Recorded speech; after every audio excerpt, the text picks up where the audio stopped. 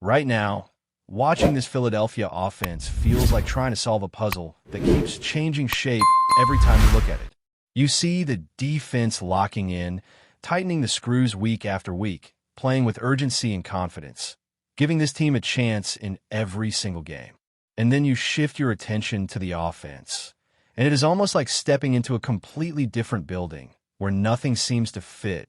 The rhythm disappears for long stretches, and drives fall apart before they ever find momentum. It is wild to think that a roster with this much firepower can look so disjointed on one side of the ball, while the other side looks ready to take on anyone in January. Ever since the break in the schedule, the numbers have been screaming that something is off. 10 points against Green Bay, 16 against Detroit. Performances that leave fans staring at the screen wondering how a team with so many explosive players can look so flat.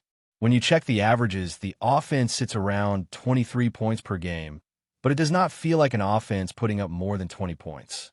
It feels like a group scratching and clawing for every yard, every first down, constantly battling against its own inconsistencies. The yardage totals are stuck in the low 300s, far from the high-octane identity everyone expected. And the efficiency per snap is one of the most noticeable drops, because even simple plays look harder than they should. The third down struggles might be the most painful part to watch. Instead of clicking into something smooth, the offense often stalls with short gains, broken timing, and plays that feel disconnected from one another. When a team is converting roughly 1 out of every 3 attempts, it becomes nearly impossible to sustain drives, especially against the talented defenses Philadelphia has faced. And yet, when the offense does manage to cross the 20-yard line, it becomes surprisingly sharp, punching in touchdowns at one of the highest rates in the league. That contrast makes everything even more confusing because it shows that execution exists, but consistency does not. Meanwhile, the defense is trending in the complete opposite direction. The unit has taken a leap ever since the big defensive addition earlier in the season, and everything from pressure to coverage to tackling has improved. The points allowed have dropped, the yardage has tightened, and the group has started to resemble the kind of defense that can win postseason games. It is a night and day difference compared to the offensive rhythm. The defenders fly to the ball, communicate well, adjust quickly, and create that steady heartbeat a winning team needs. What they're doing should be more than enough to support a high-scoring offense, but right now, the defense is the one carrying the weight. To understand why this offense is stuck, you almost have to go back to last season. That team did not start fast either, but once it came out of the break, it found its identity and leaned into it. The ground game became the center of everything, and every defensive coordinator knew what was coming but still could not stop it. The bursts from the backfield were constant. The passing game benefited from it, finding windows, hitting timing routes, and keeping safeties honest. It all felt balanced, smooth, and dangerous. This year, that same ground attack looks like a distant memory. The yards per rush have dropped dramatically, down to barely 4 yards a carry, placing the team among the least efficient rushing offenses in the league. And it is not because they stopped trying. Philadelphia runs the ball almost 30 times per game, keeping its philosophy intact, but the results simply have not followed. The rushing yardage per game has climbed a little recently, but it is still sitting in the middle of the league, nowhere close to the dominant production of last season, when they hovered near the top from start to finish. Even the passing tendencies paint a picture of a team playing safe and trying to avoid mistakes. The offense remains close to a 50-50 run-pass split, making it one of the least pass-heavy teams in the league. It is an approach that protects the ball, keeps the clock moving, and aligns with the head coach's philosophy of avoiding turnovers at all costs. The completion percentage is respectable, hovering just under 67%, and the yards per attempt sit in the respectable range as well. But the overall passing yardage is low, the volume is one of the smallest in the league, and the efficiency does not scare defenses the way it used to.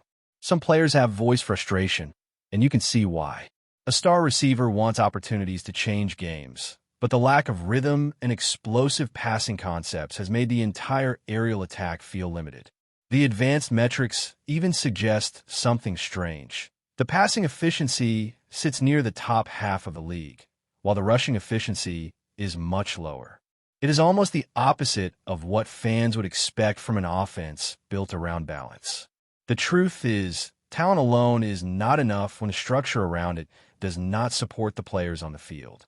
And when you add in a brand new play caller trying to find his own rhythm, it becomes clear why the offense looks out of sync.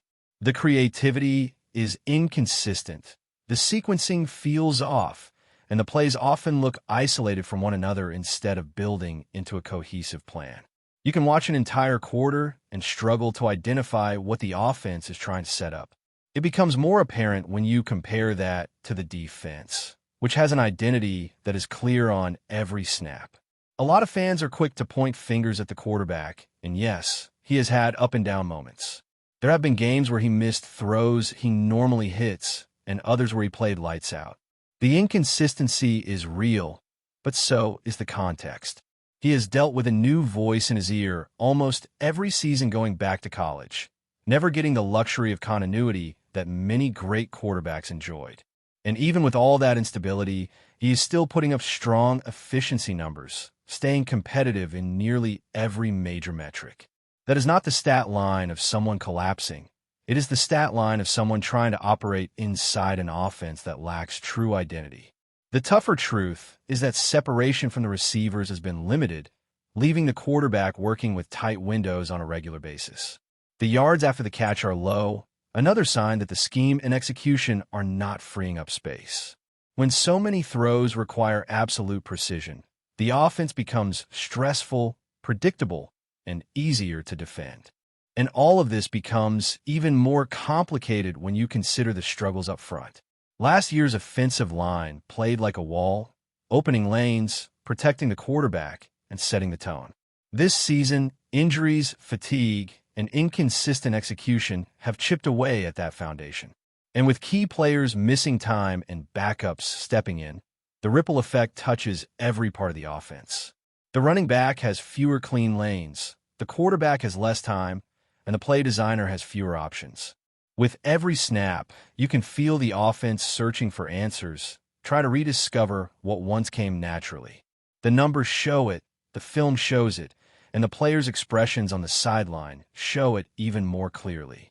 If there is one area where the drop-off becomes even more obvious, it is in the trenches. Last season, this offensive line looked like it could push around anyone placed in front of it. They opened massive cutback lanes, created space before contact, and allowed the running back to build speed into the second level almost untouched. This season, the difference is striking. The yards before contact have dropped by more than a full yard, which might not sound drastic at first, but it completely reshapes how a ball carrier experiences a game.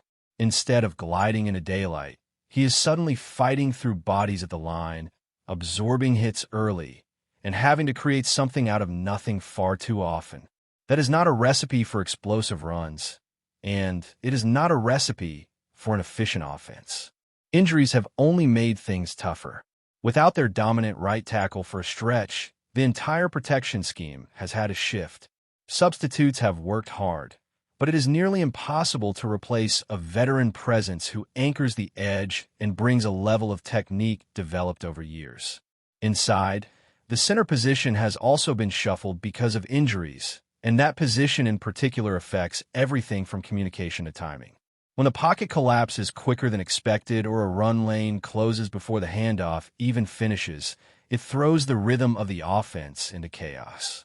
The mix of physical wear, lingering injuries from the previous season, and inconsistency in a lineup has produced an offensive front that no longer dictates the game. Instead of imposing its will, it is reacting, adjusting, improvising. And even though there have been flashes of the old dominance, they come too sporadically to build an identity on. Another layer in this complicated picture is the wide receiver room. One of the stars of this team has long built a reputation as a physically overwhelming presence, someone who wins contested balls, breaks tackles, and punishes defenses after the catch. But this season, the burst, the suddenness, and the effortless separation that once defined his style have not been as consistent. Hamstring issues from past seasons, knee concerns that emerged late last year, and the general grind of consecutive heavy workloads seem to have taken a toll. Without that sharp explosion out of breaks or the power after contact that used to define him, the passing game loses a dimension it leaned on heavily. Meanwhile, his counterpart has quietly become the more reliable target, showing smoother separation, cleaner routes, and more chemistry with the quarterback. Yet there are stretches where he goes quiet not because he is ineffective, but because the offense has moments where it feels like it is trying too hard to force the ball in one direction. When a team becomes predictable not by design, but by emotional urgency, defenses can read it a mile away. And when the quarterback hesitates for even a heartbeat, the entire play structure unravels. The schedule has not made life any easier. Week after week, Philadelphia has been meeting elite-level defenses, the kind that disguise coverages, win at the line, and capitalize on even the smallest mistake. Facing so many top-tier units has exposed every flaw, magnified every hesitation, and forced the offense into a constant uphill climb. In some ways, playing this brutal stretch might help the team later, because nothing in the postseason will feel more overwhelming than what they have already faced. But right now, that experience comes at the cost of rhythm and confidence. And then there's the running back, who last year looked like he had rediscovered the version of himself that once tore apart the league. Explosive runs, long bursts, highlight plays, they were practically weekly events. This season, the production has dropped sharply. Fewer rushing yards, fewer touchdowns, fewer open lanes. He still flashes the speed and vision that make him special, but when defenders meet him almost immediately after the handoff, even the best backs start to look ordinary. The dip in yards per carry tells the full story. It is not about effort. It is about opportunity. And right now, the opportunities are far slimmer than they were a year ago. All these factors, the play calling without rhythm, the quarterback adjusting to a new voice yet again, the receivers struggling to consistently create space, the offensive line dealing with injuries and fatigue, and the running game losing its footing, combine into the tangled mess this offense has become. None of it falls solely on one person. None of it can be cleaned up with a single schematic tweak. This is a layered problem, one that requires alignment from the top of the coaching staff down to the smallest details of execution. What makes it even more fascinating is how the quarterback, despite the noise around him, continues to put up efficiency numbers that many players would love to have. His performance under pressure is among the best in the league, and his accuracy on deeper throws shows just how gifted he remains. But accuracy alone does not fix separation issues. Pocket toughness does not fix protection breakdowns. And deep ball efficiency means little when the offense struggles to create explosive opportunities in the first place. When you watch him operate, you can sense the weight of everything around him. He is trying to stay within structure, trying to play safe, trying to avoid repeating the turnover-heavy stretch from 2 seasons ago. That awareness is good in theory, but when an offense becomes too cautious, it loses the creativity required to keep defenses honest. And when a quarterback feels like he must be perfect to compensate for an offense that is not flowing, the hesitations start creeping in. The safe decision becomes safer than it needs to be. The aggressive decision starts to feel like a risk rather. Before we continue, don't forget to subscribe to our channel and give this video a like. Your support helps us keep delivering the latest updates on our Philadelphia Eagles. And don't be shy. Share your thoughts on the news in the comments below. A low, persistent buzz has been circling through NFL circles, growing louder with each retelling, and now it's starting to feel like more than just background chatter. According to several people close enough to hear the broadcast booth murmurs, Joe Buck may have let slip some unusually harsh words about the Philadelphia Eagles, remarks that, if true, could stir up a fresh wave of tension between the veteran announcer and one of the league's most passionate fan bases. The story has taken on a life of its own. It began as a whisper from someone claiming Buck had been overheard making pointed criticisms about the team's culture and decision-making, comments described as strong enough to raise eyebrows among those present. The specifics remain frustratingly vague, as rumor-fueled stories often are, but the suggestion alone has sent fans into a familiar spiral of speculation. For a city that guards its football team with near-religious intensity, even the hint of disrespect can ignite a storm.